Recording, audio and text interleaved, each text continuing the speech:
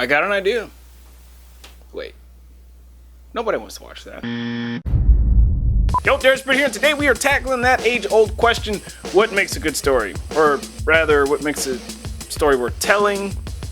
Should be interesting. Disclaimer: if you ask 20 different people this question, you'll get 20 different answers. My answers are informed by my own biases, opinions, and experiences and should not be interpreted as that of the masses. I say this of sound mind and body without the influence of any powerful mind-altering substances. Now that that's out of the way, so you are wondering what makes a good story. Let us talk about it. 1. Conflict. Oh, before you go throwing cabbage at me, conflict is still number 1 for a reason. Here's a few reasons why. 1. It gets your attention, it's entertaining. Oh, and it's sort of kind of like life, because life is also sort of kind of full of challenges and setbacks and obstacles. 2. Let's look at it from a different angle. What's the best way to find out what somebody's made of? See what they do under pressure, right? When things aren't going so well, we tend to show who we really are. All of our true colors start popping out all over the place. 3. How do you know who your real friends are?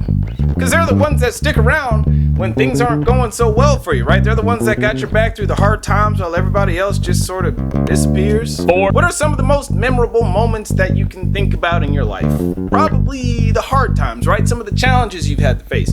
Maybe it was a few of the times that you got picked on by Brian Baker in the schoolyard. Give me your lunch money, fool! Maybe it's the time you stood up to him. Maybe it's the day you got dumped by your first crush, you know, the girl that you were dating for 4 years. Maybe it's a big surgery. Maybe it's a death in the family. Maybe it's when your parents got a divorce. Maybe it's when you got a divorce. These moments in our lives are memorable for a reason, because these are the moments that help to shape and define us. Conflict and challenges play such a pivotal role in our lives because without it, well, we don't grow, we don't learn, we don't change, and we don't really get to find out what we're made of. The same concept applies to storytelling.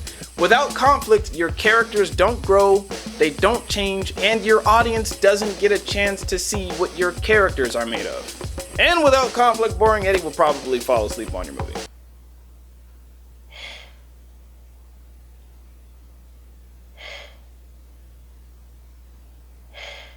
2. Stakes. Good stories are about great stakes that are clearly communicated. You can have all of the conflict in the world, but it doesn't really mean much of anything if there's nothing at stake. By stakes, I mean what's at risk. If we don't figure out how to solve this problem, then what's gonna happen? Why should we care? When the stakes are high, there's more suspense, there's more tension, and there's more intrigue. For example, in Terminator, a member of the Resistance goes back in time to save a woman from a robotic assassin disguised as a human. Why should we care? If the Terminator wins, the woman will never give birth to the Resistance leader who will eventually defeat the machines. It's not just a beef between a man and a robot, the entire future of mankind is at stake. Bigger doesn't always mean better. The stakes don't always have to be on a global scale. Sometimes, I mean, it can be something as small as a baby clownfish. In Finding Nemo, a papa clownfish loses his son Nemo and must travel the expansive ocean to find him. Why should we care? Papa clownfish lost his wife and 400 of his babies to a barracuda attack, so Nemo is his one and only remaining son. The stakes are right behind conflict, in my opinion, because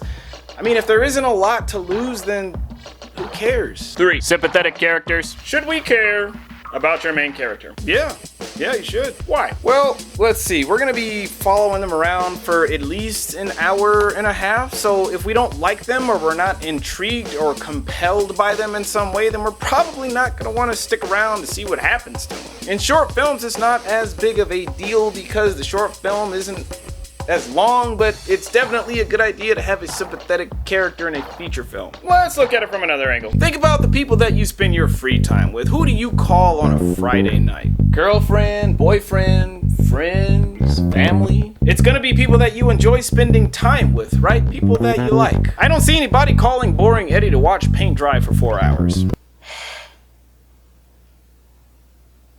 The only time we find ourselves spending time with people that we don't care for is if they happen to be with the people that we do care for. Like your best friend's girl who picks her nose and ruined Game of Thrones for everybody on our Game of Thrones marathon last Sunday. Yeah, you know who you are. Now the whole world knows. To get back to the point, if you don't go out of your way to spend time with people who don't interest you in life, then why would you do it for a movie? Disclaimer, no, your main character does not have to be a saint. He or she can be a bad person, but they should at least have some redeeming qualities about them. I mean, there are tricks to making even the most unlikable characters likable. Take Scarface. He's a pretty ruthless, murdering drug lord kingpin, but he has his own code of ethics. What makes him likable is he exists in a world filled with people who are far more monstrous than he. So by comparison, he's almost a good guy. 4. Transformation. Most great stories are about a journey or a transformation in which the person who started the journey is somehow different or changed by the end of it. Sometimes that change is literal, sometimes it's metaphoric. For example, in Batman Begins, we watch Bruce Wayne change from a vengeful crook into an idealized paragon of justice. In Iron Man, Tony Stark is a reckless, arms-dealing billionaire playboy who learns that he must take full responsibility for his actions and their effect on the world,